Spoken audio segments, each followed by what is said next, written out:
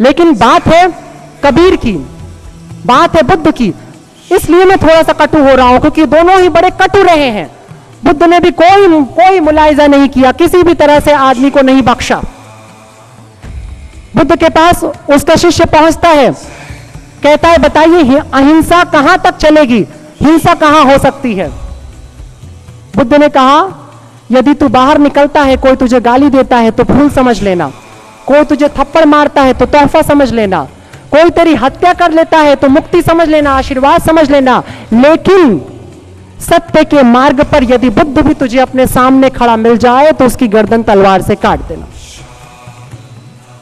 तुम्हारी स्वतंत्रता, तुम्हारी मुक्ति, तुम्हारे सत्य के मार्ग में कोई भी यदि बाधक है तो उसको तुम्हें छोड़ना ही पड़ेगा, उसको तुम्हें त्यागना ही पड़ेगा और उसके खिलाफ तुम्हें बोलना ही पड़ेगा। आध्यात्म मूलभूत आवश्यकता है। यह युग आध्यात्मिक दरिद्रता का युग है और कुछ नहीं। यह युग बहुत संपन्न युग है, इतना संपन्न युग कभी नहीं हुआ। आज तुम जनरेटर में इतना सब कुछ देख सकते हो, कभी नहीं ऐसा था। आज आपके पास अवसर है, आप 12 घंटे 18 घंटे में यूरोप में उतर जाते हो, अमेरिका उतर जाते हो। आज आप कहीं भी बैठे हुए हो, सेकंड भी नहीं लगता, तुम्हारे घर की खबर तुम तक पहुंच जाती है। अब किसी कबूतर को भेजने की जरूरत नहीं, कबूतर जा जा जा SMS पहुंच जाता है। इतने तुम तकनीकी रूप से उन्नत हो चुके हो। मंगल पे जा रहे हो, खेती करने की तैयारी कर रहे हो, क्लोनिंग कर रहे हो, उम्र को तुम 350 से 7 साल तक बढ़ाने वाले हो, तुम डिजाइनर बेबी बनाने जा रहे हो, तुम सब कुछ कर रहे हो। तुम कहां विपन्न हो? विपन्नता कहीं और है, तुम्हारी जेब में कोई विपन्नता नहीं है। 50 रुपए महीना लोगों को तनख्वाह मिलती थी, आज 50,000 रुपए मिलती है। बहुत फर्क हो गया। पर विपन्नता आ गई है, आध्यात्मिक विपन्नता। अंदर से तुम दरिद्र हो गए हो, इतने खोखले हो कि कोई फूंक दे तो तुम उड़ जाते हो, तुम्हारी आस्था हिल जाती है। घर से बाहर निकलते हो ईमानदारी की कसम खा करके, बीच में घूस की जरूरत पड़ती है, बच्चे का एडमिशन एक बड़े स्कूल में नहीं हो रहा है, डोनेशन के नाम पर ले जाके तुम घूस दे देते हो। खत्म हो गया सारी तुम्हारी क्रांति, वहीं पर सारा इनकलाब खत्म। तुमको क्या लगता है तुमने डोनेशन देकर के बड़ा अच्छा काम किया? तुमने भ्रष्टाचार को बढ़ाया। भ्रष्टाचारी पहले तुम हो। घूस लेने वाले से पहले घूस देने वाला भ्रष्टाचारी हो जाता है। समस्या घूस देने वाले की है, घूस लेने वाले की नहीं। तुम कसम खा लो कि हमने घूस नहीं देना, तो देखो कितने दिन घूसखोर जिंदा रहेंगे। पर तुम्हें घूस देने में इंटरेस्ट है। करप्शन की बात करते हो, अपराधियों की बात करते हो, राजनीति का अपराधीकरण बहुत शोर मचाया जाता है। मुझे कोई फर्क नहीं पड़ता राजनीति का अपराधीकरण कौन करा रहा है, अपराधी कहां से बन जा रहे हैं। सवाल बहुत बड़ा है, अपराध क्यों हो रहा है? जिसको तुम उग्रवाद कहते हैं क्या? संगठित अपराध, सिर्फ इकट्ठा अपराध है ना, और तो कुछ नहीं है। तुम कभी घर में मिठाइयां इधर से उधर करते थे, अब तस्करी करने लगे हो, जरा सा डेवलप हो गए हो, प्रोग्रेस कर लेते हो तुम। इसी तरह 2-4 लड़के पहले मिलकर के मोहल्ले में रौब जमाते हैं और फिर एक कम्युनिटी में रौब जमाना शुरू करते हैं, फिर पूरी दुनिया से लड़ने की कोशिश करते हैं। पर अपराधी बन क्यों रहा है, उग्रवादी बन क्यों रहा है? कौन सी वजह है? तुम तो 150 सालों से पढ़ा रहे हो, शिक्षा आ जाएगी तो यह समाज सुधर जाएगा। कितना सुधरा 150 सालों में शिक्षा देने के बाद? जितने भ्रष्ट लोग तुम्हें शिक्षित मिल जाएंगे, उतना भ्रष्ट कोई गांव का गवार नहीं मिलेगा। इसलिए कबीर ने कहा, तपोथी पढ़ पर जग मुआ, पंडित भया न कोय, ढाई आखर प्रेम के पढ़े सो पंडित। सारी शिक्षा तुम्हारी तुम्हारे एम्बिशन पर, तुम्हारी महत्वाकांक्षा पर रखी हुई है, तुम्हारे प्रेम पर नहीं। शिक्षा तुम्हारे मस्तिष्क को तो पोषित कर देती है, तुम्हारे हृदय में एक अक्षर नहीं उतरता है।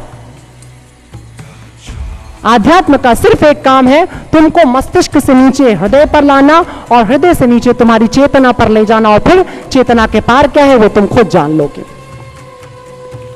बुद्ध और कबीर की धरती है ये। बुद्ध ने ज्ञान तो बोध गया में जाकर के पाया, लेकिन देशना देने के लिए उसने बनारस को ही चुना। उसकी वजह है, बनारस में क्रांतियां जीवित रहती हैं, बनारस की मिट्टी में क्रांति है।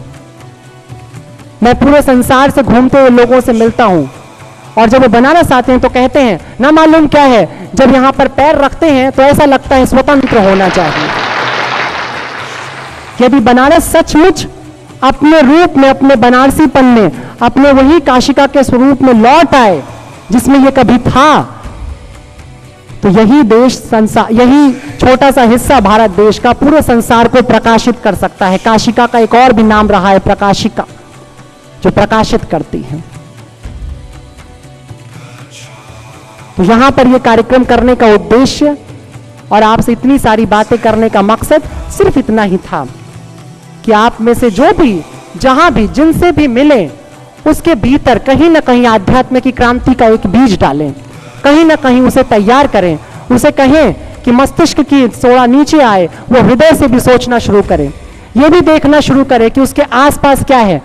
मैं सेवा के लिए बहुत ज्यादा नहीं किसी को उत्साहित कर रहा हूं कि तुम सेवा करने कहीं जाओ, मैं सिर्फ जागृति के लिए उत्साहित करना चाहता हूं। जगाओ तो और जागो तो। जगाने से पहले समस्या यह भी है, जागना भी तो है। नींद में पड़े पड़े तुम जगा नहीं सकते, सोए सोए जगा नहीं सकते हो, तो जागना पहली शर्त होगी। और अगर आप गंगा मुक्ति की बात करते हैं, अगर आप सचमुच कोई आंदोलन उठाना चाहते हैं, तो मुझे लगता है थोड़े से लोगों से नहीं होगा। पूरा का पूरा शहर, ये 17-18 लाख लोगों का जो शहर है, इसमें से कम 1-1.5 लाख लोग तो एक बार इकट्ठे होकर के सड़क पर बैठ जाएं। और देखिए कैसे नहीं सुना जाता है। आदमियों की ही सरकार है, लोकतंत्र में आपका ही तंत्र चल रहा है। बड़े अफसोस की बात है, इस पर भी आप सब बुद्धिजीवी हैं, आपको सोचना चाहिए और काम करना चाहिए। जब आप ब्रिटेन में जाते हैं और जब आप अमेरिका में जाते हैं, तो डेमोक्रेटिक देश क्या है पहले समझाया जाता है। डेमोक्रेसी क्या है, उसके लॉ क्या है, ये बच्चे को समझा दिया जाता है। भारत में कितने लोग हैं जो लीगली अवेयर होते हैं, कितनों को विधि विधान का पता है। अगर घर में पुलिस नहीं आए तो आपको कभी भी भारत का संविधान जानने की आवश्यकता नहीं है। बड़ा उपेक्षित प्राणी होता है वकील, है ना। वकील भी अपने आप में बहुत विशिष्ट व्यक्ति है, उसे भी जगाना है और जागना होगा। विधि के प्रति लोगों को आगाह करना पड़ेगा। तुम्हारे अधिकार कितने हैं, कितने नागरिक अधिकार हैं तुम्हारे पास।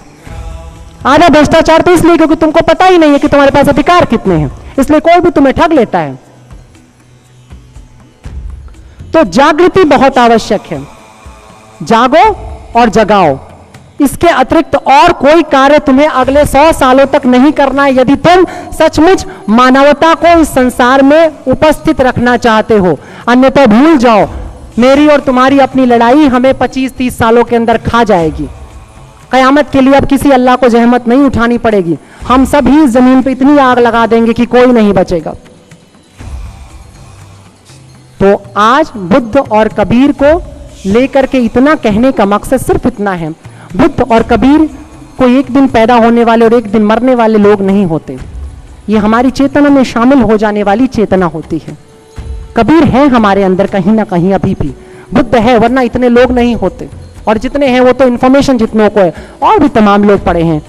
ऐसा नहीं है कि लोग नहीं हैं, लोगों की चेतना में बुद्ध भी बह रहा है, कबीर भी बह रहा है, पर थोड़ा सा उधर ध्यान ले जाना पड़ेगा। और अब अपने स्वार्थों से उठ करके भी हमें सोचना पड़ेगा, बहुत जरूरी है। अपनी अपनी बहुत कर ली गई। एक छोटी सी बात मैं जरूर कह दूं कि चाहे मैं संस्था की बात है, ये अपना एडवर्टीजमेंट भी एक प्रकार का हो जाएगा, लेकिन सच ये है कि मेरी संस्था का ही पत्रिका लेकर के या फॉर्म लेकर के 4 सालों से जब कोई हमारे सहयोगी जब जाते हैं किसी के पास, तो लौट करके आते हैं, कहते हैं उन्होंने मुझसे पूछा कि मेरा क्या फायदा इसमें है, ये बता दीजिए। कार्यक्रम के लिए जब बात होती है कि साहब ये एक आध्यात्मिक कार्यक्रम करना, अच्छा ठीक है, आप हमें क्या क्या फायदा दे रहे हैं ये हमें समझा दीजिए। तो मेरा क्या क्या लाभ होगा, मेरा क्या क्या फायदा होगा, मुझे किस किस तरह से तुम भर दोगे, ये बताओ मुझे।